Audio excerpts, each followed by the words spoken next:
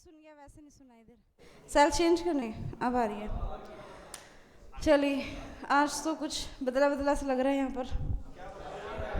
आपको कुछ बदला हुआ नज़र नहीं आ रहा? मुझे तो आ रहा है। पहले आप देखो, आप बताओ मुझे क्या चेंज लग रहा है आज।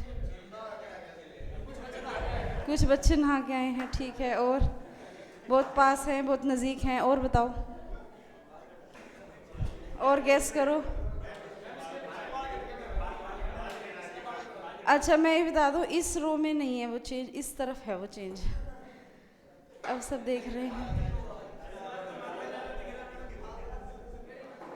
नहीं, नहीं मिला चेंज। ये मल्टी कलर, हाँ, येलो वाइट, बिना कैप के, बिना शॉल के। आज क्या नाम, नाम क्या है? एक मिनट, साइलेंस। कौन सा? दोबारा समझ नहीं आया। Shivansh, inspector Shivansh. Digestive system पढ़ रहे थे तो आज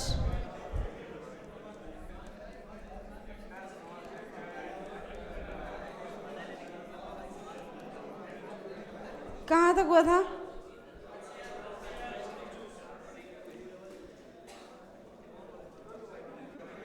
गौरव गौर। क्या आप में से किसी को केमिस्ट्री के नोट्स मिले हैं क्या? किसी की नोटबुक मिली हो, नोट्स बने हुए हो उसमें, ऐसा कुछ अगर है तो? गौरव गौर नाम से प्राणी है, उसको है। हाँ, बताओ कहाँ तक हुआ था? HCl। आपको कुछ होमवर्क दिया था? अगर हमारे स्टमक में HCl की मात्रा बढ़ जाती है, HCl बोले तो HCl क्या होता है? Hydrochloric acid. और अगर ये एक्सेस में रहता है ज़्यादा तो प्रॉब्लम क्या होती है? एसिडिटी। एसिडिटी हो जाती है तो आप क्या लेते हैं? हाँ, इनो। सिर्फ इनो ही? इसके अलावा इसके हाजमोला, पेट सफा चूर्ण, हाँ, और पुदीना। अपनी शक्ल जैसी बातें कर रहे हैं सब। और पुदीन हरा, और कोई नींबू पानी, हाँ, ये कोल्ड ड्रिंक्स। ऋषभ घोल, अच्छा। तो इस तरह के बहुत सारे देसी नुस्खे आप बनाते हैं, कोई जीरा अजवाइन का पानी, कोई कुछ। तो ये सब जो भी आप यूज़ करते हैं, जो भी मेडिसिन लेते हैं, बस बॉयज़, आप मेडिकल स्टोर पे जाते हैं और उसको बोलते हैं एसिडिटी के लिए कोई भी मेडिसिन दें, तो वो जो भी टेबलेट्स देगा या पीने की दवाई या जो भी देगा, उसको हम क्या बोलते हैं? That is known as antacid, antacid. Hindi में आप इसे कहते हैं प्रति अम्ल।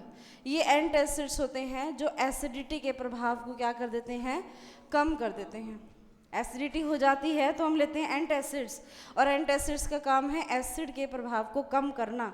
तो ऐसा क्या होता है इस एंट एसिड्स में जो एसिड को कम कर सकता है? एसिड को सिर्फ कौन कम कर सकता है? बेस। अगर एसिड बढ़ जाएगा तो बेस ही है जो उसको न्यूट्रलाइज कर सकता है, और अगर बेस बढ़ जाएगा तो एसिड उसको क्या कर सकता है? कम। ये दोनों एक दूसरे के क्या होते हैं? अपोजिट। तो यहाँ पर इसमें एंट एसिड्स में प्रेजेंट होता है क्या? बेस, यानी कि क्षार। अलग अलग बेस होते हैं, जैसे आपने नाम सुना होगा एल्यूमिनियम हाइड्रोक्साइड, कैल्शियम हाइड्रोक्साइड। और सबसे ज़्यादा अमाउंट में जो पाया जाता है, दैट इज सबसे मेन, सबसे कॉमन पाया जाने वाला एसिड मैग्नीशियम हाइड्रो ऑक्साइड। जब जब किसी के साथ हाइड्रो ऑक्साइड जुड़ जाता है ना, तो वो क्या हो जाता है? बेस। मैग्नीशियम हाइड्रोक्साइड, जिसका फॉर्मूला रहता है MgOH का ट्वाइस, ये इसका फॉर्मूला रहता है। और इसी मैग्नीशियम हाइड्रोक्साइड को ही आप जनरल टर्म क्या दे देते हैं? Milk of magnesia. ये मिल्क की तरह दिखाई देता है, मैग्नीशिया, मैग्नीशियम होता है इसमें। तो ये काफ़ी स्ट्रॉन्ग बेस की तरह काम करता है, जो ज़्यादातर एंटासिड जो हम लेते हैं, जितने भी पीने वाली जो भी दवाइयाँ होती हैं, कुछ भी मेडिसिन होती है, उसमें ये बेस पाया जाता है जो एंटासिड्स में होता है, और ये एसिड के प्रभाव को क्या करती हैं? कम करती हैं। क्लियर हैं ये सारी बातें? तो ये लिखिए, फिर उसके बाद हम खाने को आगे लेकर जाते हैं। कहाँ पड़ा था खाना कल? स्टमक में ही पड़ा है तब से। हाँ, तो यहीं सड़ रहा है। आज हम इसे वेस्ट के रूप में बाहर निकालते हैं बॉडी से। तो अब अमाशय से खाना एंटर करेगा कहाँ? मैं ऑनलाइन स्टूडेंट हूँ, मुझे पीडीएफ चाहिए किसी के नोट्स की, प्लीज़ हेल्प। एक बार बड़ी मुश्किल से क्लास ली है। हैं? अच्छा, लड़का है लड़की, इस बात पर डिपेंड करता है कि आप हेल्प करेंगे या नहीं करेंगे। ठीक है, लड़की है, अब बताओ।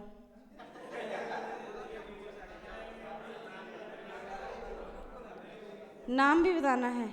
नाम है शकुंतला देवी।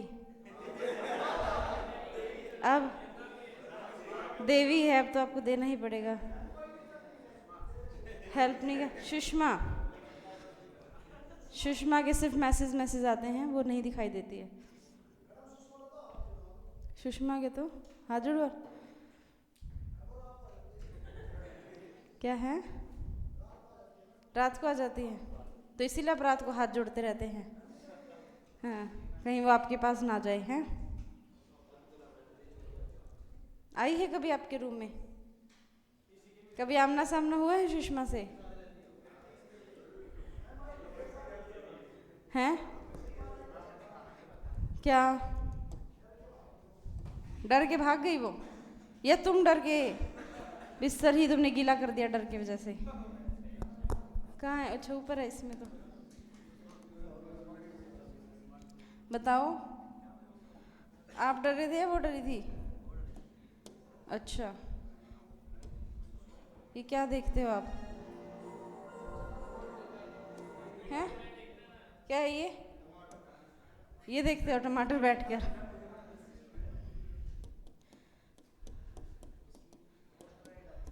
क्या आपको ऐसी ऐसी आवाज आती है क्या?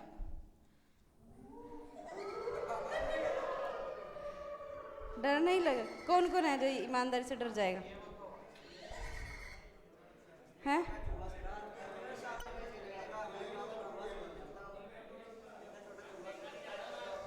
नहीं, कौन है जिसका दिल बहल रहा है?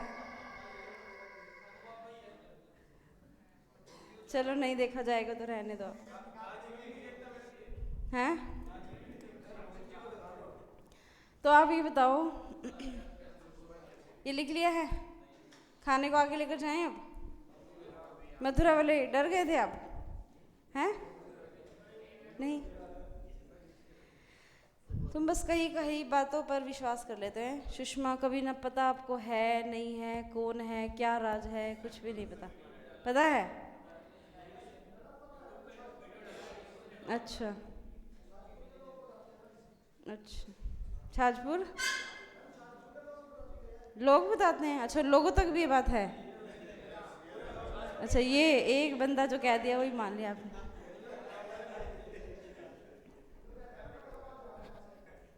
आवाज आवे, और फिर ये यहाँ क्या कर रहा है सोचो।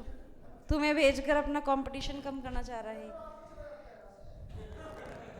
कहाँ? सुषमा के साथ? घर पे? अच्छा, चलो चले आगे। रियलिटी में देखो कहाँ कहाँ क्या क्या हो रहा है। आप तो यहाँ बैठे हैं, सिर्फ एक छोटी सी बात को लेकर ऐसे बन रहे हैं। तो कहाँ कहाँ क्या, जंगलों में, जब आप कभी जंगल में जाओ तो वहाँ पर देखी थी आपने वीडियो, 3 टाइगर होते हैं एक साथ, वो उसका शिकार करते हैं। किसका? जो सबसे लार्जेस्ट बर्ड होता है, सबसे बड़ा पक्षी। जिराफ पक्षी है? बहुत अच्छी, क्या आपकी नॉलेज है। अभी के अभी इसको इंस्पेक्टर घोषित किया जाए। हैं? इनके हिसाब से सबसे बड़ा पक्षी जिराफ है। अब गर्दन नीचे करने से क्या होगा बताइए?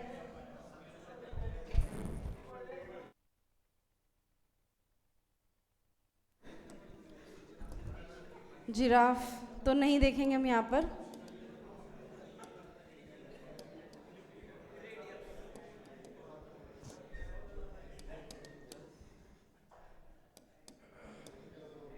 क्या नाम था उसका? ऑस्ट्रिच।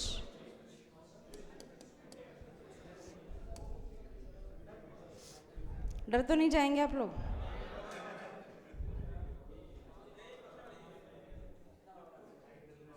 पहले लिख ले थोड़ा सा, बाद में देख लेंगे। हैं? निकाल के निकाल के रखी हुई है, बाद में देख लेंगे, है ना। अभी यहाँ तक आ गए हैं तो है।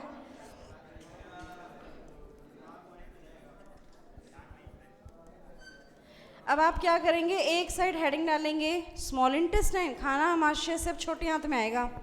एक साइड छोटी आंत और दूसरी तरफ लिखेंगे बड़ी आंत, और बीच में लाइन ड्रॉ करेंगे, और इन दोनों के बीच में डिफरेंस जानते हैं। छोटी आंत क्यों छोटी है जबकि वो तो लंबी होती है, और बड़ी आंत को क्यों हम कहते हैं कि ये बड़ी आंत है। तो इन दोनों के बीच में डिफरेंस देखते हैं पहले तो, स्मॉल इंटेस्टाइन और लार्ज इंटेस्टाइन।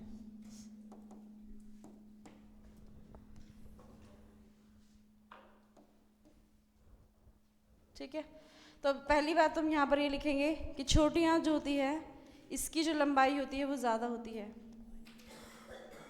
छोटी आंत की जो लंबाई है, लेंथ, वो ज़्यादा होती है। फिर भी ये छोटी क्यों है, क्योंकि इसकी जो चौड़ाई होती है वो क्या होती है, कम। अब कितनी ज़्यादा कितनी कम वो वैल्यूज़ भी लिखेंगे। और बड़ी आंत की अगर हम बात करें तो बड़ी आंत की चौड़ाई तो ज़्यादा है लेकिन इसकी लंबाई क्या होती है, कम। तो इसकी लंबाई कम होती है बट चौड़ाई क्या होती है।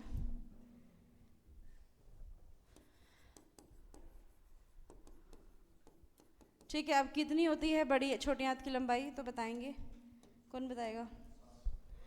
इसकी जो है लगभग 6 से 7 मीटर। और अगर 6 और 7 दोनों ही ऑप्शन में हो तो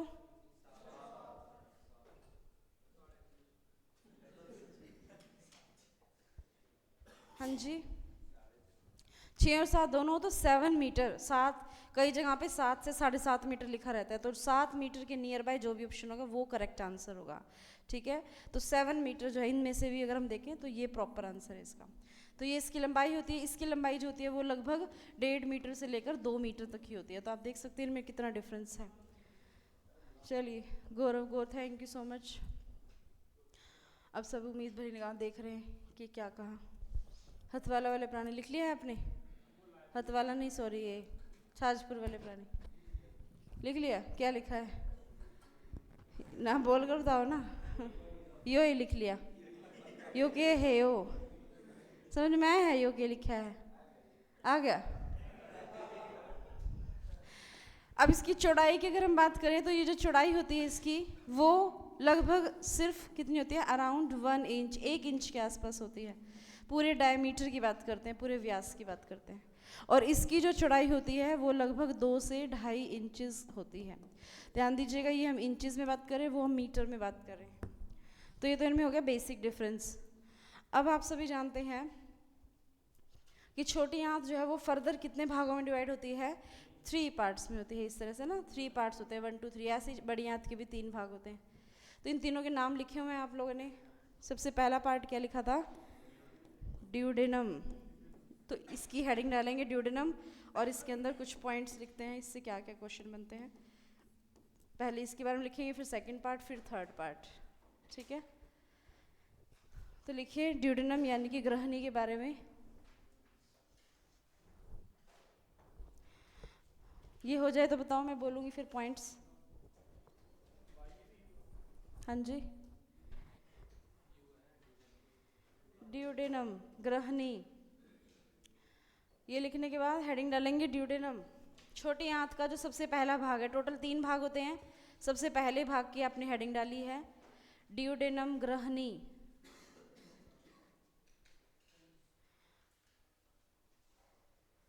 क्या लॉजिक लगाया है आपने, हैं निंजा टेक्निक, बिल्कुल बहुत सही लॉजिक है, ऐसे बिल्कुल स्ट्रेट लाइन ड्रॉ करने का। हाँ, आप लोग तो कैसे करते हैं, कॉपी से या तो सीधा ही कर लेते हैं ऐसे ही simple,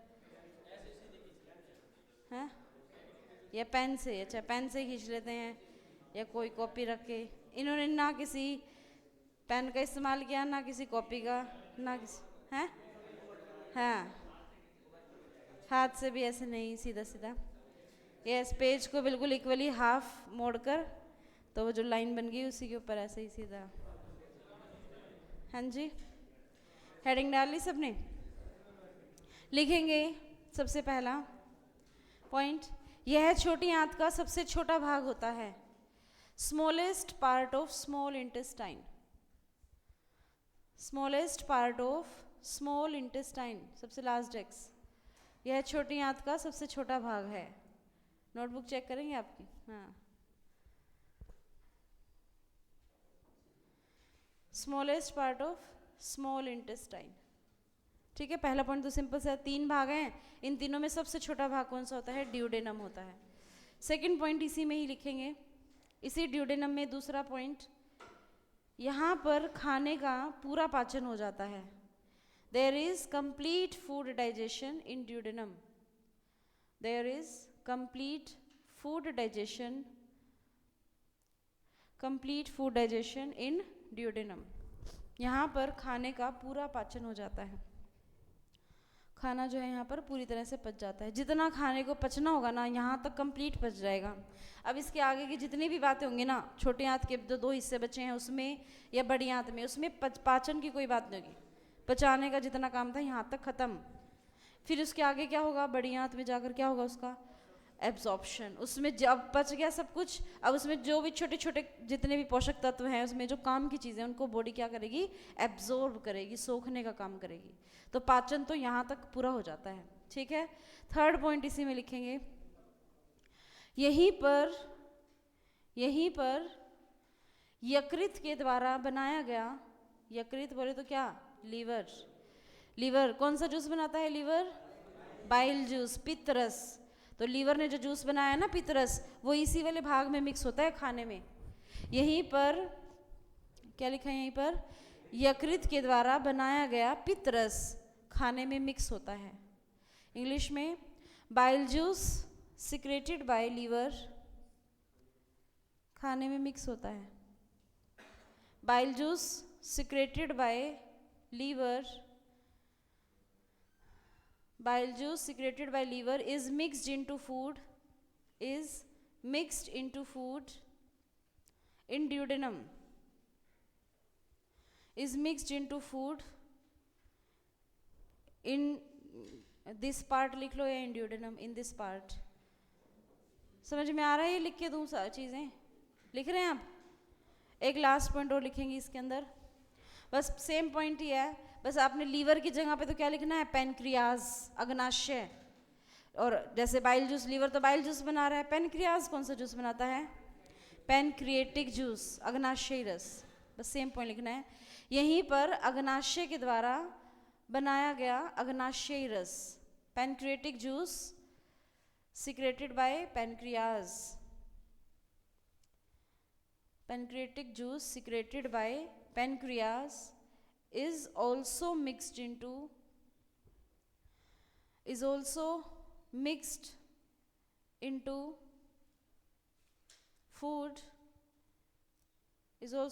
food in this part। ठीक है, अग्नाशय के द्वारा बनाया गया अग्नाशयी रस भी यहीं पर खाने में मिक्स होता है। क्या किसी को कोई समस्या है? ग्लैंड्स चैप्टर आपने पढ़ लिया है, ग्रंथियों वाला, है ना? ऐसा ही है।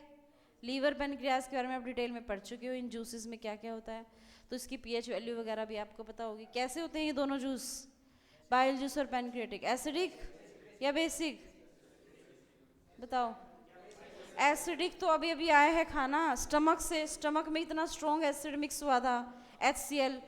यस, वो HCl वाला खाना अभी तो छोटी आंत में आ रहा है, तो और एसिड थोड़ी बनेगा, अब तो क्या बनेगा? बेसिक बनेगा, ताकि उस एसिड के अंदर मिक्स होकर वो चीज़ें क्या हो सकें? न्यूट्रल हो सकें। अगर ये बेसिक ना बनता तो छोटी आंत की सारी दीवारें जल जाती, क्योंकि उन दीवारों के पास थोड़ी है कोई म्यूकस मेम्ब्रेन। म्यूकस समझ रहे हैं क्या होता है? क्या होती है म्यूकस मेम्ब्रेन? जो स्टमक की अंदर की दीवारों में होती है, जो उसको बचाती है उस स्ट्रॉन्ग एसिड से। तो छोटी आंत में तो ऐसी कोई म्यूकस मेम्ब्रेन नहीं है, तो इसीलिए जब छोटी आंत में जाएगा तो एसिड नहीं होगा। छोटी आंत में जैसे ही एंटर करेगा ये दोनों जूस मिक्स हो जाएंगे उसके अंदर, और मिक्स होते ही वो एसिड और बेस मिक्स होते ही चीज़ें क्या हो जाएंगी? नॉर्मल, न्यूट्रलाइज हो जाएंगी। समझ में आ रही है बातें? सेकंड हेडिंग डालेंगे अब, कौन सी होती है बताओ? छोटी आंत का दूसरा भाग कौन सा होता है? जेजुनम। तो जेजुनम के बारे में हमने कुछ पॉइंट नहीं लिखना है खास, सिर्फ नाम लिख लो इसका, कि अब खाना जो है, जो पच गया है खाना, वो ड्यूडेनम से होता है, वो कहाँ पहुँचता है? जेजुनम में, और जेजुनम के बाद फिर कहाँ पहुँचता है, ईलियम। तो आप हेडिंग डालेंगे ईलियम, इसके बारे में पॉइंट्स लिखते हैं ईलियम। जेजुनम में कोई पॉइंट नहीं लिखना है, इसको कोई खास काम नहीं है, बस ऐसे खाना आगे ट्रांसफ़र होता है।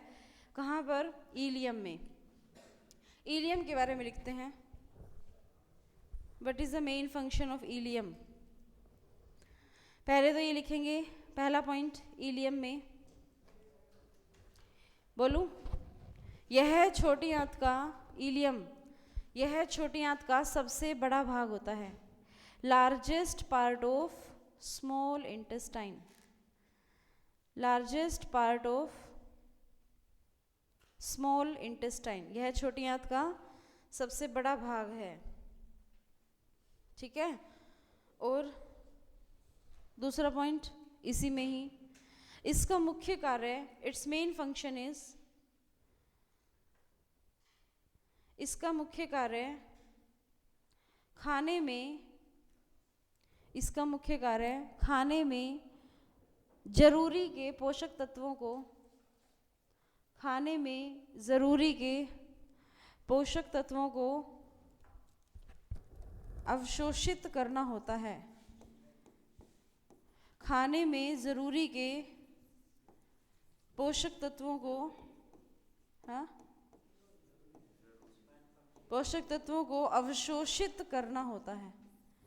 It's main function is absorption of all essential nutrients in food, all essential nutrients in food, खाने में जो भी जितने भी एसेंशियल जरूरी के पोषक तत्व हैं उनको ये क्या करता है, एब्जॉर्ब करता है। एब्जॉर्ब मतलब अवशोषित करना। और ये काम करने के लिए इन्हें कौन हेल्प करता है,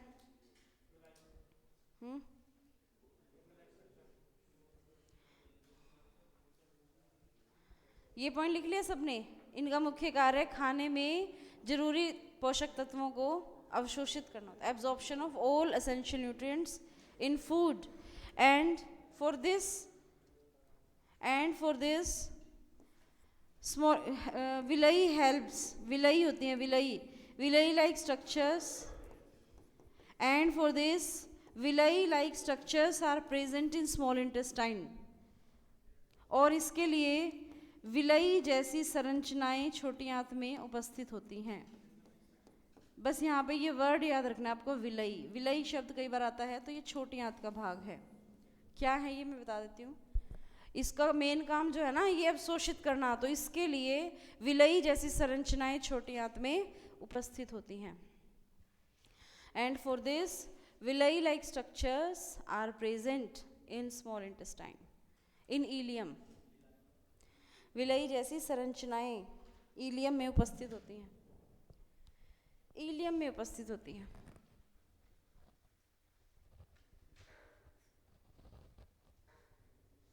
बताइए कोई समस्या, लिख लिया क्या। तो ये छोटी आंत में हो गया। विलई क्या होते हैं वो देखिए, फिंगर लाइक प्रोजेक्शंस होती हैं। पहले ये दिखा दे,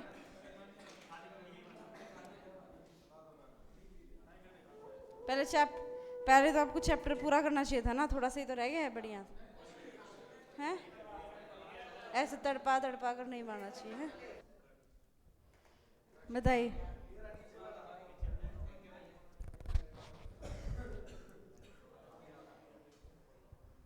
क्या नीचे वाला,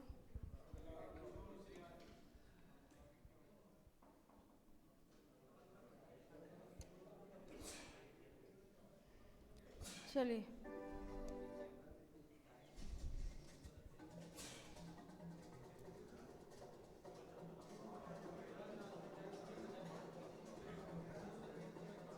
स्पीड कितनी होती है इसकी पता है किसी को, है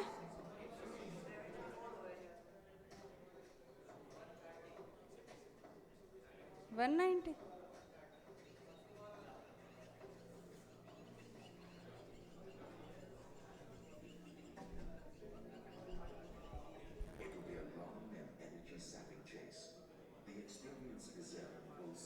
क्या पकड़ लेगा इसको,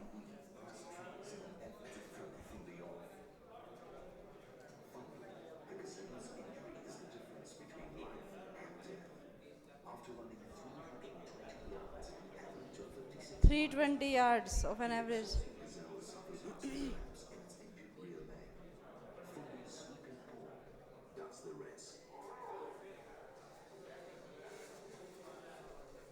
Cautiously, she avoids the dangerous horns, only going for the throat where the gazelle's head has dropped down.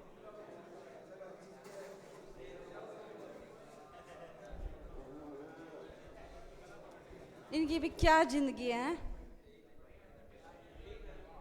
हैं? क्या? हाँ, तो फिर खाने के लिए कर रहा है, तो तभी तो कह रही हूँ इनकी क्या जिंदगी है जो बेचारे किसी का शिकार बनते हैं। अच्छी है। अच्छा, चलो, नॉन वेज खाते हो आप लोग? ये है स्मॉल इंटेस्टाइन। स्मॉल इंटेस्टाइन में इस तरह की वॉल्स होती हैं अंदर इधर, ये इलियम वाला भाग है। ये दिख रहा है आपको, ये फिंगर लाइक प्रोजेक्शंस, इन्हीं की वजह से ही ये जब इसमें से खाना जाता है तो ये क्या करते हैं, इसको एब्जॉर्ब करने में हेल्प करती हैं। और इनके साथ इनके अंदर है ना बहुत बारीक बारीक पतली पतली नसें हैं।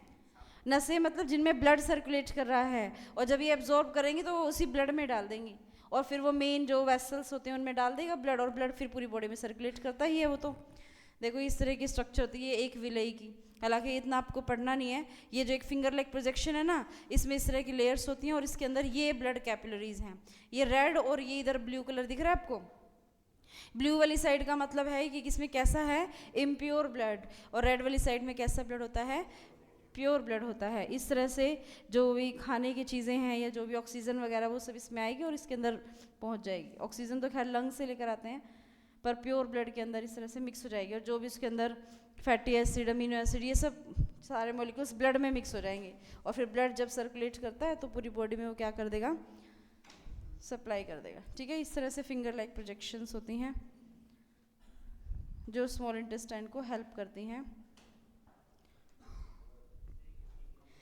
ये खाने के साथ कुछ ऐसे दिख रहे हैं आपको, माइक्रोविलाई सरफेस डाइजेस्टिव सिस्टम, इस तरह के ये क्या है, ये दीज आर, ये बैक्टीरियाज वगैरह ही हैं। इस तरह से जब ये जाते हैं तो क्या करते हैं, ये इंटेस्टाइन में कई बार होता है ना, इन्फेक्शन भी फैल जाता है जिससे खाना अच्छे से एब्जॉर्ब नहीं हो पाता है, सारा बॉडी से वेस्ट बाहर आ जाता है, जैसे लिक्विड भी, पानी वगैरह कुछ नहीं सोख पाते, लूज मोशंस जब हो जाते हैं।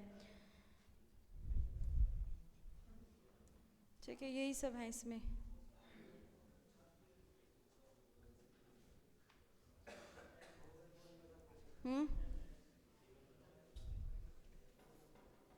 कई बार ऐसे दीवारों पर, इनकी दीवारों पर ऐसे खाना चिपका हुआ रह जाता है, तो आपको कहा जाता है कि खाना खाने के बाद जो है अगर पानी पीना है तो हल्का सा गुनगुना पानी पियो कुछ टाइम के बाद। क्यों? क्योंकि आप एक बात बताओ, जब आप एक कोई पतीला है जिसमें चारों तरफ दीवारों पर मलाई सी जमी हुई है, तो आप उसमें ठंडा पानी डालोगे थोड़ी ना वो साफ़ हो जाएगा, लेकिन उसमें आप थोड़ा गर्म या गुनगुना पानी डालोगे तो उससे थोड़ा सा क्लीन होने के चांसेस ज़्यादा रहते हैं। यानी कि जो भी चिकनी चीज़ें होती हैं, फैट, कोलेस्ट्रॉल जैसी, ये अगर इस पर चिपक जाती है तो इसमें से अगर थोड़ा सा गर्म पानी, गुनगुना पानी जाएगा तो ये क्लीन करने के चांसेस ज़्यादा रहते हैं एज़ कम्पेयर टू किसके, चिल्ड वाटर के। चलें आगे। तो इसके बाद हम बात करते हैं किसकी, लार्ज इंटेस्टाइन की, बड़ी आंत। बड़ी आंत की बात करते हैं, और बड़ी आंत के भी कितने भाग होते हैं, 3। सबसे पहले भाग का नाम क्या है,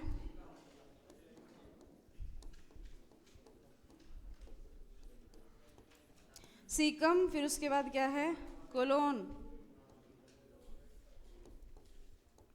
और फिर थर्ड पार्ट है रेक्टम। अब एक एक करके हेडिंग डालें। सबसे पहले आप सिर्फ सीकम लिखिएगा और सीकम की हेडिंग डालेंगे, और इसमें लिखेंगे सीकम में सबसे पहला पॉइंट,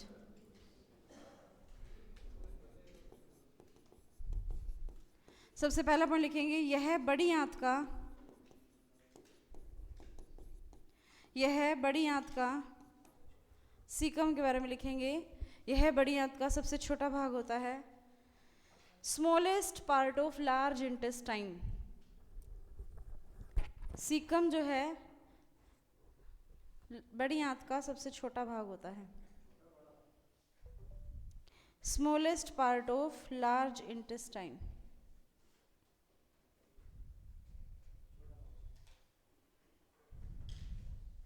कोई समस्या? सेकंड पॉइंट लिखेंगे, यह छोटी आंत को बड़ी आंत से जोड़ने का कार्य करता है। It connects small intestine to large intestine. It connects small intestine to large. यह छोटी आंत को बड़ी आंत से जोड़ने का कार्य करता है। सीकम। हो गए दोनों point, small intestine to large intestine. Third point लिखेंगे इसी में ही, नेक्स्ट पॉइंट थर्ड, इसी के साथ सीकम के साथ अपेंडिक्स जुड़ी हुई होती है। Appendix is attached to caecum. Appendix is attached to caecum which is the attached to cecum which is the vestigial organ of body। Vestigial की क्या स्पेलिंग रहेगी? VESTIGEAL।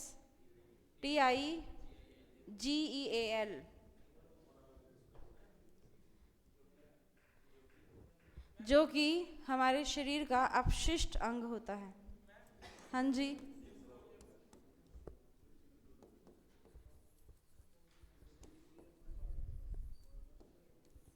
जो हमारे शरीर का अपशिष्ट अंग माना जाता है।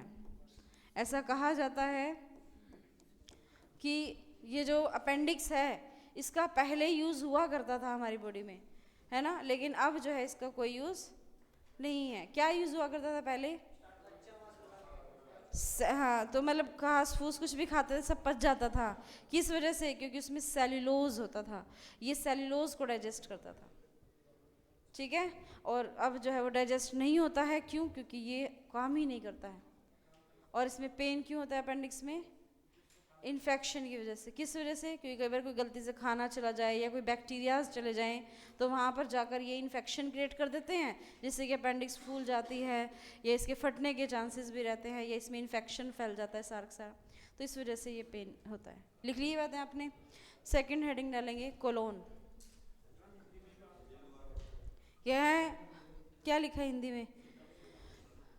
अपेंडिक्स, सीकम के साथ अपेंडिक्स जुड़ी होती है जो शरीर का अपशिष्ट अंग होता है। अपशिष्ट मतलब वेस्ट ऑर्गन। लिख लिया। नेक्स्ट लिखेंगे कोलोन। और कोलोन के बारे में लिखो, क्या क्या लिखोगे कोलोन में? यह बड़ी आंत का सबसे बड़ा भाग होता है। Largest part of large intestine.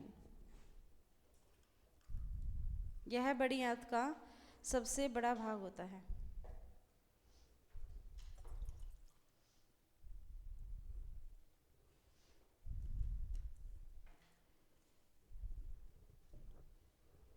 लिख लिया।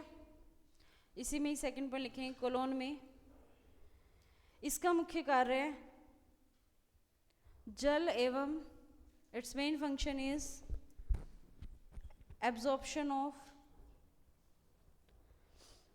its main function is absorption of water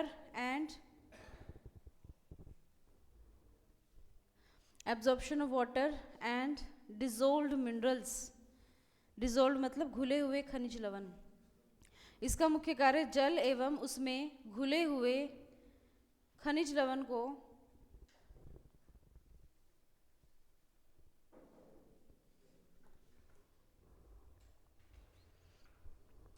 बताइए। इसका मुख्य कार्य जल एवं उसमें घुले हुए खनिज लवण को अवशोषित करना होता है। Absorption of water and dissolved minerals. जो भी बचा खुचा होगा वो इसमें कोलोन में एब्जॉर्ब हो जाएगा। इसके बाद तो जो बचेगा वो सब क्या है? वेस्ट है बॉडी में, ठीक है। अब लास्ट में क्या आ जाएगा? रेक्टम। रेक्टम की अगर हम बात करें, मलाशय।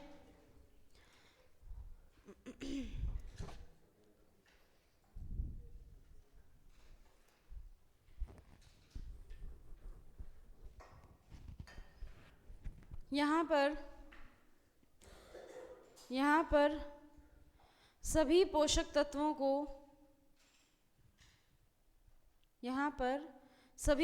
तत्वों को अवशोषित करने के बाद सभी पोषक तत्वों को अवशोषित करने के बाद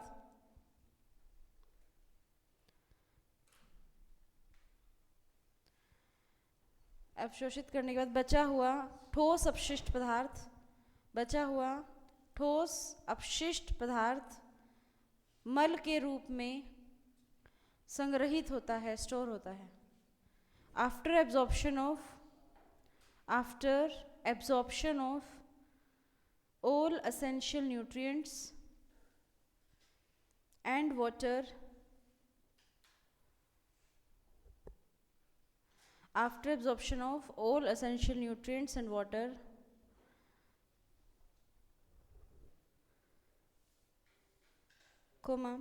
remaining solid waste, हाँ पहले एक बार इंग्लिश में कंप्लीट करने दो। remaining solid waste is stored in rectum. Remaining solid waste is stored in rectum in the form of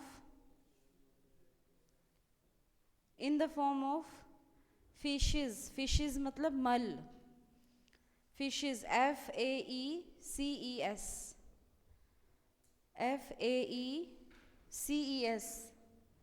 Hindi में क्या लिखा था?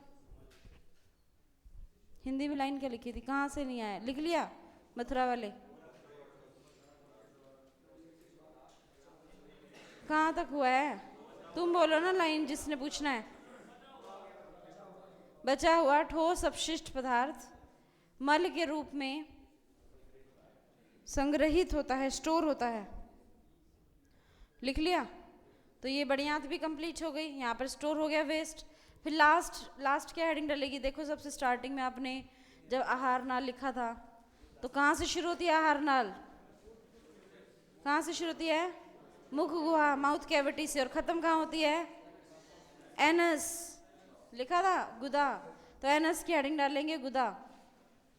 लास्ट हेडिंग छोटी आंत बड़ी आंत हो गया। अब एक हेडिंग डालेंगे एनस, ANUS, गुदा। बड़ी आंत के बाद अब जो है वो एनस यानी कि गुदा से, इसमें लिखेंगे एनस में, गुदा में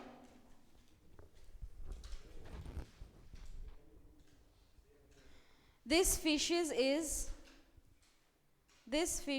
is excreted out from the body. This feces is excreted out from the body through anus.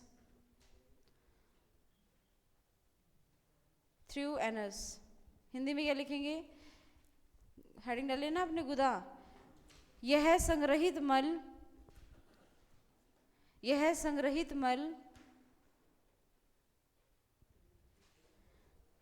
शरीर से, यह संग्रहित मल शरीर से, लिख लिया आपने? यह संग्रहित मल गुदा के द्वारा शरीर से उत्सर्जित किया जाता है। शरीर से गुदा के द्वारा उत्सर्जित किया जाता है। उत्सर्जन का मतलब होता है वेस्ट, बाहर निकालना, रिमूवल। ठीक है, ये हो गया आपका डाइजेस्टिव सिस्टम। इंग्लिश में क्या लिखा है? This fishes is excreted out from the body through anus. इसको अब गुदा के द्वारा शरीर से बाहर निकाल दिया जाता है। तब आप रिलीफ महसूस कर रहे हैं, ठीक है? अब वेस्ट को बॉडी से बाहर निकाल दिया गया है और डाइजेस्टिव सिस्टम आपका जो है वो फिनिश हो चुका है। अब हम नया टॉपिक स्टार्ट करेंगे। हाँ जी, रफेज मतलब होता है रेशे युक्त पदार्थ, फाइबरस। जैसे फाइबर्स होते हैं ना, वैसे ही बचा कुचा वेस्ट। जैसे ज़्यादा फाइबर्स किस में होते हैं? वेजिटेबल्स में, फ्रूट्स में। तभी तो बोला जाता है सैलेड वगैरह ज़्यादा खाने के लिए जब डाइट पे होते हैं, क्योंकि इसमें फाइबर्स, रफेज, ये सब ज़्यादा होता है। रेशे युक्त पदार्थ होता है, इन सब से अलग हट के होता है। कार्बोहाइड्रेट, फैट, प्रोटीन, विटामिन, इनसे अलग रफेज है। ये आया हुआ है क्वेश्चन कि सबसे ज़्यादा रफेज या ये जो फाइबरस जो चीज़ें होती हैं ये किस में मौजूद होती हैं? हाँ, वेजिटेबल्स और फ्रूट्स में। जनरली वेजिटेबल्स में ज़्यादा होते हैं क्योंकि फ्रूट्स में मीठा ज़्यादा होता है, तो इसलिए उसमें ये कम होता है, पर मौसमी है, ऑरेंज है, इनमें ज़्यादा होते हैं फाइबर्स। कुछ क्वेश्चन है? रेशयुक्त ये क्या करते हैं, हमारे पाचन को सही करते हैं। अगर सारी चीज़ें बिल्कुल स्मूथ स्मूथ होंगी, लिक्विड की तरह निकल जाएंगी, तो सारी स्किन ऐसी हो जाएगी बिल्कुल स्मूथ सी, सिल्की सी टाइप की, तो उसमें कुछ एब्जॉर्प्शन नहीं हो पाएगा सही से। फाइबर्स उन होल्स को ब्लॉकेज होने से रोकते हैं और एब्जॉर्प्शन को थोड़ा सा और बेटर करते हैं, डाइजेशन के लिए अच्छे होते हैं। तो कभी कभार ऐसा भी होना चाहिए कि पूरा दिन डाइट पे हो और सिर्फ हम फाइबर्स वाला थोड़ा बहुत फ्रूट या वेजिटेबल्स लें। कोई क्वेश्चन है तो बताइए, नहीं तो नया टॉपिक स्टार्ट करते हैं। कौन सा? ई कोलाई बैक्टीरिया, हाँ, लार्ज इंटेस्टाइन में होते हैं और लार्ज में भी कोलोन वाले भाग में। बस भाई बॉयज, किस लिए बोल रहे हैं इतना? क्या सब्जी मंडी बना दी है? बड़ी आंत में पाए जाते हैं, बड़ी आंत में भी कहाँ? इस कोलोन वाले भाग में पाए जाते हैं ई कोलाई नाम के बैक्टीरिया। सुना है आपने? ये सारे बैक्टीरिया बैड नहीं होते, गुड भी होते हैं। तो ये वही बैक्टीरियाज हैं जो क्या हैं, जो गुड बैक्टीरियाज हैं, और ये हमारी बड़ी आंत में रहकर खाने को पचाने में नहीं, ये हमारे खाने में विटामिन्स मिक्स करने में हेल्प करते हैं और 2 विटामिन बना कर देते हैं। कौन कौन से? Vitamin B12 and vitamin K। ये पढ़ेंगे आप जब हम न्यूट्रिशन एक और पढ़ेंगे, जब हम वहाँ देखेंगे। कोलोन वाले भाग में होते हैं ई कोलाई नामक बैक्टीरिया। वो कहीं भी हो सकता है, छोटी आंत में भी हो सकता है, बड़ी आंत में भी। छोटी आंत में होता है जनरली टेपवर्म, पेट में कीड़े हो जाते हैं ना, सुना होगा आपने, तो वो कहाँ होते हैं? छोटी आंत, बड़ी आंत, कहीं पर भी हो सकते हैं टेपवर्म्स। हैं? पढ़ लिया? फोटोसिंथेसिस, हीटरोट्रोफ, ये पढ़ लिया आपने? हीटरोट्रोफ जिसमें आप पढ़ोगे पैरासाइट, सिम्बायोट, सहजीवी। न्यूट्रिएंट्स पढ़ा है ना, न्यूट्रिशन पढ़ना है। क्या? बोलो बोलो, अभी लिखवा देते हैं।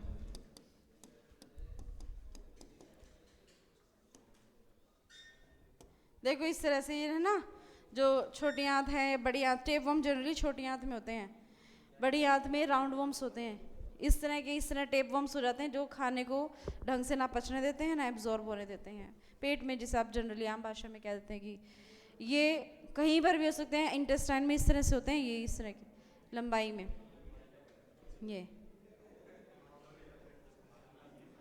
ये मथुरा वाले किसकी तरह लग रहा है? ये देखिए इस तरह से हो जाते हैं ये इंटेस्टाइन्स में। एनिमल किंगडम में हम ये बातें भी करेंगे, वहाँ टेप वॉर्म, राउंड वॉर्म्स, इन सब की बातें करेंगे। Flat worms animal kingdom chapter है ना, उसमें पढ़ेंगे। हैं? सेल अभी नहीं हुआ आपकी क्लास में? कोई नहीं, जो भी है पढ़ने तो सारे ही हैं, कोई भी पढ़ लेना, जोन सा कहोगे वही पढ़ा देंगे। टेप वॉर्म इन, अब देखो ये कैट की, बिल्ली की आंख में भी प्रेजेंट होते हैं इस तरह से। ये देखिए विजिबल है, क्या आप देख पा रहे हैं? हाँ जी, ये आईज में, किसी भी जानवरों में भी हो जाते हैं जनरली। ये वजह बस ऐसे इन्फेक्शन फैलने की वजह से होता है। अनहेल्दी आप फूड खाते हैं उससे भी होता है। ये तो वैसे भी हैं, गंदगी में ही पाए जाते हैं ये। बोलो, इस तरह से हो जाते हैं ये इन्फेक्शन फैलाने के लिए। डॉग की आइज़ में, कैट के आइज़ में, और इंटेस्टाइन्स में, बफेलो काऊ की इंटेस्टाइन्स में भी, आंतों में भी पाए जाते हैं ये।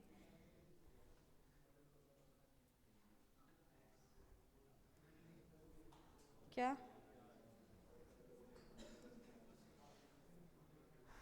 ठीक है, चलिए, इसमें कहीं दिख रहा है कोई?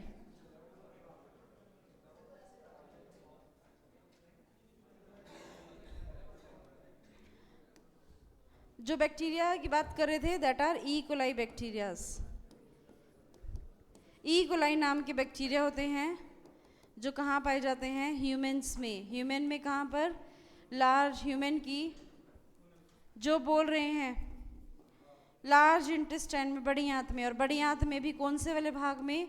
कोलोन वाले भाग में। और ये बड़ी आंत में रहकर ये बैक्टीरिया कौन कौन से विटामिन, विटामिन के और कौन सा विटामिन B12, ये 2 विटामिन बना कर देते हैं। अभिनय का क्वेश्चन है, यकृत का लगभग वजन कितना होता है? बताइए, लिखवाया था आपको 1.5 से 2 किलो, 1.5 to 2 kg।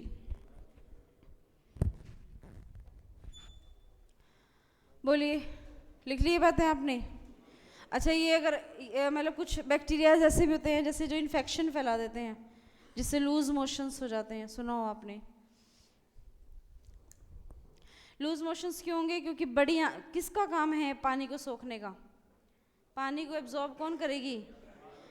अभी आपने देखा, लिखा लार्ज इंटेस्टाइन में भी कौन करेगा? कोलोन वाला भाग है जो, इसका काम है पानी को सोखना। अगर इसमें किसी तरह कोई इन्फेक्शन फैल जाए, कोई डिजीज, जैसे कि एक होता है प्रोटोजोआ, ये बातें तो लिख ली ना। बताऊं अगला पॉइंट क्या कह रही हूँ मैं? पहला पॉइंट तो ये था जो आपने, ये तो गुड बैक्टीरियाज हैं, ये तो अच्छे हैं, हमारी बड़ी आंत में पाए जाते हैं और ये हमें ये 2 विटामिन बना कर देते हैं, ये तो गुड बैक्टीरियाज हैं। मैं बैड जो है परजीवी की बात करी, प्रोटोजोआ की।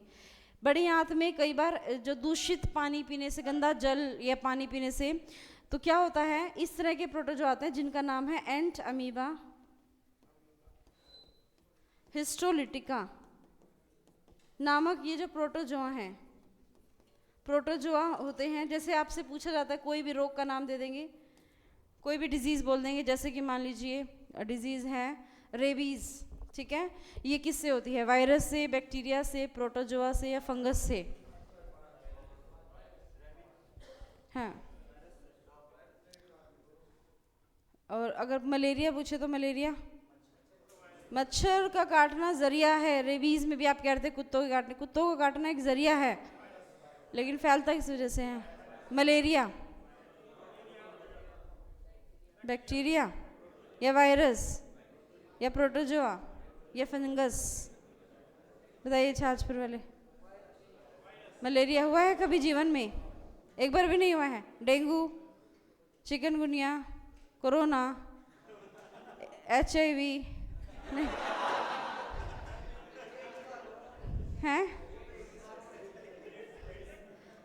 बताइए, चेचक, छोटी माता, प्लेग, डायरिया, ऐसा हो ही नहीं सकता। डायरिया तो एक आधी बार हो ही गया होगा। डायरिया जिसमें शरीर से एक्सेस में वाटर लॉस होता है। अच्छा, बंगाल से कौन है? ये थे पातला भाई खाना, पातला भाई खाना, हाँ, बांग्लादेश से। अच्छा, तुम क्या खाना नहीं, वो खाना नहीं है ये पातला भाई वो वेस्ट है जो येलो वेस्ट निकलता है बॉडी से बाहर। हाँ, एंट अमीबा, हिंदी में भी इसका नाम यही है। छाछपुर वाले प्राणी हिंदी में भी इसे यही कहते हैं, एंट अमीबा। पुतली बाई, कौन सी बाई? पुतली बाई कौन? मथुरा वाले कौन? आपकी बात करेगा?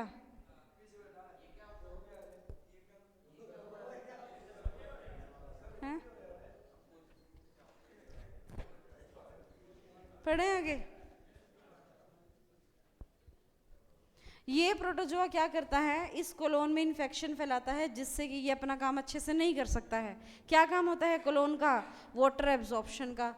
तो जब ये इन्फेक्शन फैला दिया इसने, तो ये अपना काम कर पाएगा नहीं, तो ये नहीं कर पाएगा, तो जिससे क्या हो जाएगा? कौन सा रोग हो जाएगा? डिजेंट्री। डिजेंट्री क्या होता है? पेचिश रोग हो जाता है। तो कई बार पूछा है ये जो पेचिश रोग है ये किसके द्वारा होता है? तो प्रोटोजोआ की वजह से होता है। और इसके प्रोटोजोआ का नाम क्या है? एंट अमीबा हिस्टोलिटिका। चलिए नया चैप्टर शुरू करते हैं। कौन सा? सेल करना है, सेल। हेडिंग डालेंगे सेल, कोशिका। हाँ जी, कोई बात नहीं, बोलो। शीट में है कौन सी? ग्लैंड्स वाला। अच्छा, कितना टाइम है अभी हमारे पास? 15 मिनट है। 3:45 पे होता है, 3:40 पे याद दिलाना, 10 मिनट हम पढ़ लें, फिर 5 मिनट लगेंगे डाउट्स बताने में। आप मेरे को शीट दे दो आगे, मैं बता दूंगी अभी बीच में। क्वेश्चन पे निशान लगा रखे हैं, बाकी सबके भी है यही डाउट्स, देख लेंगे, आने दो भी क्वेश्चंस। क्वेश्चन किससे मार्क किए हुए हैं? ये जिन पे स्टार लगा हुआ है, अच्छा डाउट जिनके आगे लिखा है, ठीक है अभी बता दें, यही 4 हैं बस, ठीक है अभी बता देते हैं। सेल की हेडिंग डाल ली आपने, कोशिका लिखेंगे। कोशिका की खोज किसने की थी? रॉबर्ट हुक ने 1665 में की थी।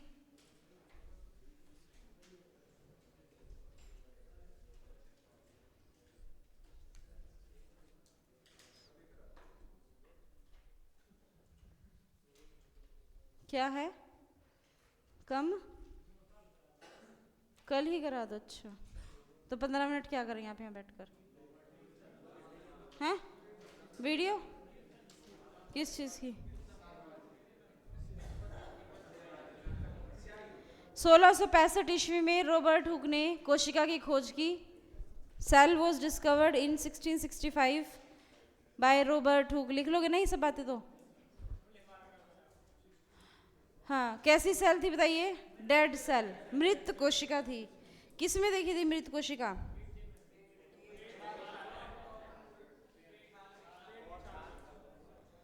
पेड़ की छाल, छाल में देखी थी। देखो एग्जैक्ट बताऊं मैं आपको, इसमें कोर्क ऑफ ट्री, कोर्क क्या होता है? जैसे एक बोतल होती है ना, पहले आती थी बोतल्स, उसमें ऊपर एक ढक्कन से लग रहता था लकड़ी का, उसको ऐसे खोलते थे टक करके, एकदम से बाहर निकलता था।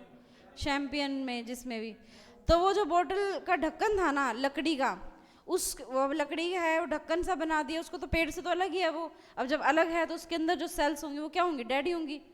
उस लकड़ी के उस ढक्कन को उसने क्या किया था? माइक्रोस्कोप में देखा था, और उसमें उसको छोटे छोटे चैम्बर से दिखाई दिए, जिसको उन्होंने सेल का नाम दे दिया। समझ में आपको? तो बेसिकली कोर्क ऑफ ट्री वो वाली छाल थी वृक्ष की, जो जिससे वो लकड़ी का ढक्कन सा बना हुआ था उस बोतल का, उसके अंदर उसने देखी थी ये सेल। कोर्क ऑफ ट्री बोलते हैं इसको।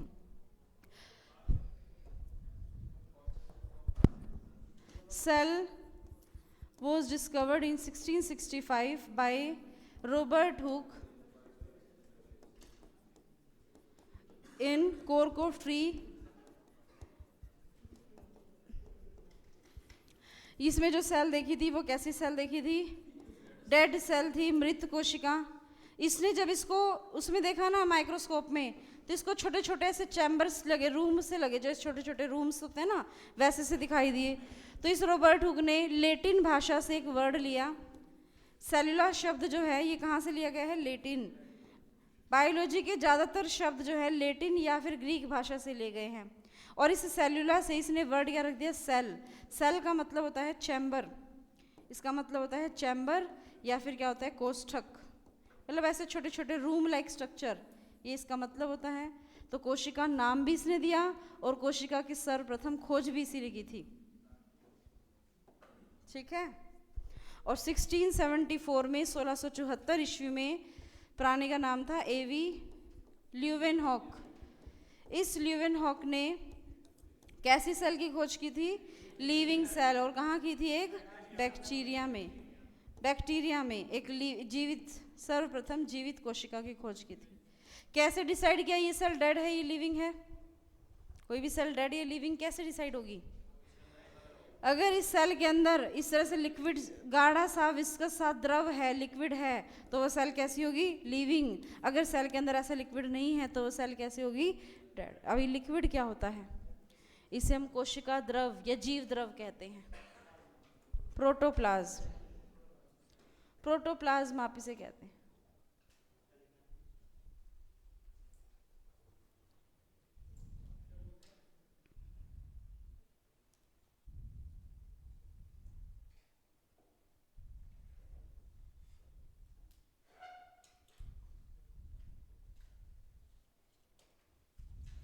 लिख लिया?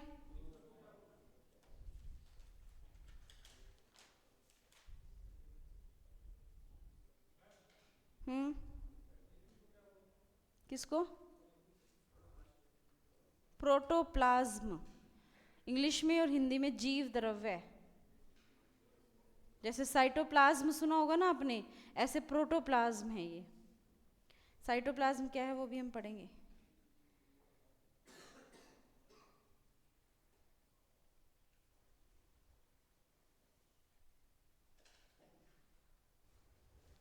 हो गया?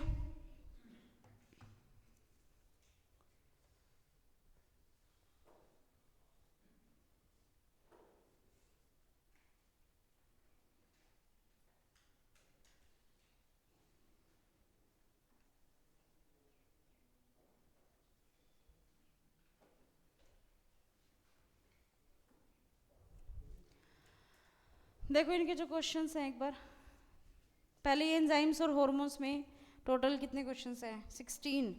16 में से है शीट्स आपके पास ये, इसमें है क्वेश्चन नंबर इनका 2 डाउट में है। विच ऑफ द, आपको कैसे पता चलेगा? शीट तो यहाँ है, शीट किसी के पास है तो उनको। Question number 2, which of the following is major female hormone, मतलब सबसे ज़्यादा मात्रा में फीमेल में कौन सा पाया जाता है जो फीमेल करेक्टर्स को डेवलप करता है? एस्ट्रोजन, और एस्ट्रोजन ही इसमें आंसर दिया हुआ है। एक मिनट, है किसको? ऑप्शंस इसके हैं, टेस्टोस्टेरोन वो तो मेल में होता है, कोर्टिसोल लिखा है, कोर्टिसोल क्या होता है? हैं? एक कोर्टिसोल लिखा है, एक प्रोजेस्ट्रोन और एक एस्ट्रोजन। तो प्रोजेस्ट्रोन तो सिर्फ प्रेगनेंसी के दौरान बनता है ना, इसमें वर्ड लिखा है मेजर, मुख्य फीमेल हार्मोन है, तो मुख्य वाला तो कौन सा है? एस्ट्रोजन है। ठीक है, कोर्टिसोल तो अलग अलग हार्मोन्स बनते हैं जो उसके कॉर्टेक्स वाले भाग में से बनते हैं, जो आपके एड्रिनल ग्लैंड है वो एक अलग है हार्मोन। तो यहाँ पे 3 में से आपको होना चाहिए, टेस्टोस्टेरोन, प्रोजेस्ट्रोन या एस्ट्रोजन। टेस्टोस्टेरोन हो नहीं सकता, 2 बचे ऑप्शन, प्रोजेस्ट्रोन या एस्ट्रोजन। तो मुख्य लिखवाई थी बातें मैंने आपको, गोनाड्स जब जनन ग्रंथियाँ पड़ी थी तो ओवरी बनाती है ये एस्ट्रोजन, मेन हार्मोन तो एस्ट्रोजन है ना, लेकिन प्रोजेस्ट्रोन भी बनता है पर ड्यूरिंग प्रेगनेंसी। एक इनका डाउट है क्वेश्चन नंबर 12, ये 13, which of the following is an enzyme, वो कौन सा एंजाइम है जो वर्क करता है as a meat tenderiser. Hindi में लिखा हुआ है साफ साफ कि निम्नलिखित में से कौन सा एंजाइम मांस को नरम करने वाले जो है रूप में कार्य करता है। मांस को नरम करना मतलब जो मांस के अंदर जो भी मसल फाइबर्स होते हैं, कनेक्टिव टिश्यू होते हैं, उन बॉन्ड्स को ब्रेक करने से वो क्या होता है, इजीली क्या होता है उसके अंदर हाइड्रोलिसिस हो जाता है। लिसिस का मतलब होता है ब्रेक डाउन करना, उसके अंदर के जो बॉन्ड्स है जब वो ब्रेक डाउन हो जाएंगे तो उसकी हार्डनेस खत्म हो जाएगी और वो सॉफ्टनेस बढ़ जाएगी। और ऑप्शन में दे रखे लाइपेस, लाइपेस तो फैट को करता है सिर्फ, अमाइलेज कार्बोहाइड्रेट को करता है, और ग्लूकोज तो कोई एंजाइम है ही नहीं। तो ऑप्शन क्या बचा? पेपेन। तो पेपेन एक नेचुरल एंजाइम है, नेचुरली जो प्लांट बेस्ड एंजाइम है, प्रोटीलिटिक एंजाइम जो पपाया में होता है, पपाया से बना है पेपेन। लास्ट में सुन रहे हैं जो मैं बता रही हूँ आपको, हैं क्या? पेपेन के बारे में, पेपेन के बारे में देख लो, यहीं पे ही आपको लिखा आ जाएगा। इसमें जो मेन लाइन है वो आप लिख लेना, पेपेन एंजाइम।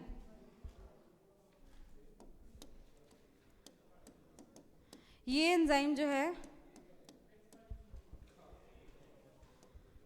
पपाया में प्रोटीलिटिक, देखो ये एक ऐसा एंजाइम है जो पपायाज में पाया जाता है और बहुत सारी मेडिकल और कमर्शियल बहुत सारी जगह में इसका यूज़ किया जाता है, जिसमें से एक कॉमन यूज़ है, ये आपके पेपर में दिया हुआ है, मीट टेंडराइजर, मांस को नरम करने में भी इसका यूज़ किया जाता है। हैं? समझ नहीं आया? बॉडी में नहीं, ये आपको बाहर से मिलता है प्रोटीलिटिक एंजाइम्स, बॉडी में कैसे बनेगा? यूज़ किया जाता है इसको फूड में, जब आप खाना खाते हैं तो उसमें पपाया लेते हैं तो उससे आपको ये पेपेन भी प्राप्त हो जाता है, और भी फ्रूट्स में होता है पर जनरली ये पपाया से प्राप्त होता है। ठीक है, ये इसके अलग अलग यूजेस बता रखे हैं, बट आप सिर्फ ये देखिए कि इसमें यूज होता है, और ऑप्शन से भी एलिमिनेट हो जाता है बहुत आसानी से। क्लियर? एक और शीट है इनकी, ये वो इसमें है क्वेश्चन नंबर 2 डाउट में है एक्सोक्राइन और एंडोक्राइन। क्वेश्चन नंबर 2 है, जिसमें लिखा है लैक्टेशन हार्मोन रिलीज फ्रॉम, बताओ लैक्टेशन हार्मोन, LTH हार्मोन हो गया ना ये तो, लैक्टोजेनिक या लैक्टेशन, कौन सी ग्रंथि बनाती है? वह है ही ऑप्शन में, क्या दिक्कत है इसमें? ऑप्शन में है मैमेलरी ग्लैंड, स्तन ग्रंथि, है ना। मैमेलरी ग्लैंड तो मिल्क को रिलीज करने में हेल्प करती है, लेकिन मैमेलरी ग्लैंड के लिए भी कौन सा हार्मोन बनता है? LTH, ये हमने पिट्यूटरी ग्रंथि में पढ़ा था। लैक्टेशन हार्मोन जो दुग्ध ग्रंथियों के लिए बनाया जाता है, किसके द्वारा? पीयूष ग्रंथि के द्वारा। एक वर्ड लिखा है इसमें ऑप्शन में जो बोल रहे हैं, एक ऑप्शन है प्लेसेंटा। प्लेसेंटा तो वो भाग है ना, यूट्रस का पार्ट है, placenta is a part of uterus, वो पार्ट जिसके थ्रू अम्बिकल कोर्ड जो है वो कनेक्टेड होती है मदर से और शिशु के बीच में, जो वो पाइप कनेक्टेड होती है जिसे हम गर्भनाल कहते हैं। तो यूट्रस में वो कौन सा भाग है? दैट इज कॉल्ड प्लेसेंटा, ठीक है। उसके बाद टेस्टिस तो वृषण जो भाग किसका है? मेल पार्ट है, और वो तो लैक्टेशन हार्मोन बना ही नहीं सकती जो मिल्क वाले हार्मोन्स हैं। तीन ऑप्शन ये हैं, और फोर्थ ऑप्शन आपका पिट्यूटरी है, और pituitary is the correct answer. बताइए कोई समस्या? एक, हाँ जी, मैमेलरी ग्लैंड्स तो हर मैमल्स में होती है, जितने भी स्तनधारी जीव हैं इस पृथ्वी पर सब में प्रेजेंट होती है वो मैमेलरी ग्लैंड्स, जिसकी वजह से वो अपने शिशु को स्तनपान करा सकते हैं। जिनमें मैमेलरी ग्रंथियां हैं वो मैमल्स में आते हैं, जिनमें नहीं है वो नहीं होते हैं। ये तो बेसिक ग्लैंड हो गई। लेकिन मिल्क सिक्रेशन के लिए कौन से मेन हार्मोन बनते हैं? तो LTH हार्मोन, और ये हार्मोन कौन बना रही है? पीयूष ग्रंथि। ये बात स्पेशली लिखवाई गई थी। पिट्यूटरी ऑप्शन में नहीं होता तो आप इस तरह के ऑप्शन सर्च करते कि क्या है। In which of the following not act both, मतलब इनमें से कौन सी ऐसी है जो ना तो एक्सोक्राइन की तरह बिहेव कर रही है ना एंडोक्राइन की तरह?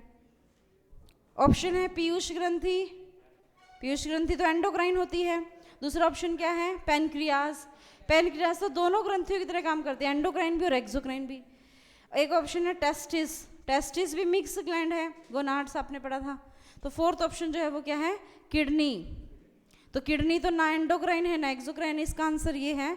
इसका आंसर गलत दिया हुआ है, ए दिया हुआ है, बट इसका आंसर सी आएगा। क्वेश्चन नंबर 7 का सी आंसर है।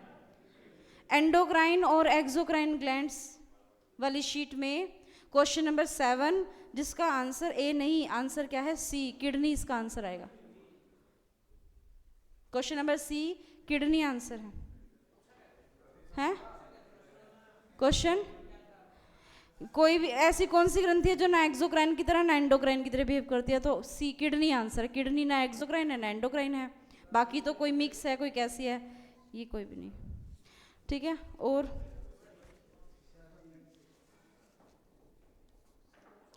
एक क्वेश्चन है, which gland in human body is not related to excitement of body? Excitement मतलब उत्तेजना से संबंधित नहीं है। पहला पोज दे लिए हैं तो सुनिए, थायराइड ग्लैंड।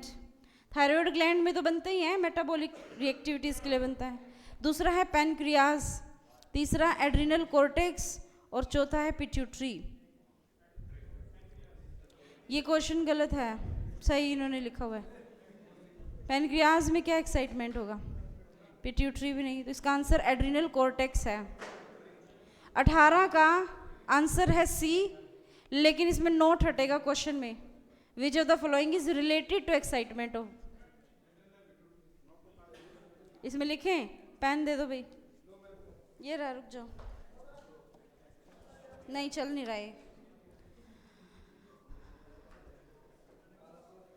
क्वेश्चन नंबर 18 में नोट हटा देंगे और इसका आंसर क्या आ जाएगा आपका? Option number C, adrenal cortex, ठीक है। इमरजेंसी ग्लैंड ही तो होती है जो एक्साइटमेंट के लिए होती है, इमरजेंसी हार्मोन बनते हैं, तो इसका आंसर एड्रिनल आ जाएगा। हाँ, 17, which chemical is involved in attraction between ones? Love hormone किसको कहते हैं? ये फेरोमोन, ये तो ठीक है, 17 वाला तो ठीक है, फेरोमोन। अच्छा, लव हार्मोन किसको कहते हैं? ऑक्सीटोसिन हार्मोन को लव हार्मोन भी कहा जाता है। ऑक्सीटोसिन हार्मोन जो होता है ना, ये हीट सेंसिटिव भी होता है। अभी रुक जाइए, एक क्वेश्चन रह गया। हीट सेंसिटिव का मतलब अगर आप जरा सा भी गर्म करेंगे ना, मतलब जरा से भी हीट ज़्यादा मिलेगी तो ये हार्मोन डिस्ट्रॉय हो जाएगा। तो ऑक्सीटोसिन हार्मोन जो है वो हीट सेंसिटिव हार्मोन होता है, और ऑक्सीटोसिन हार्मोन को लव हार्मोन भी कहते हैं। कॉर्पस लिक्टम, ठीक है, बाकी तो सारे, हाँ ये लीजिए पेन और ये उनकी शीट।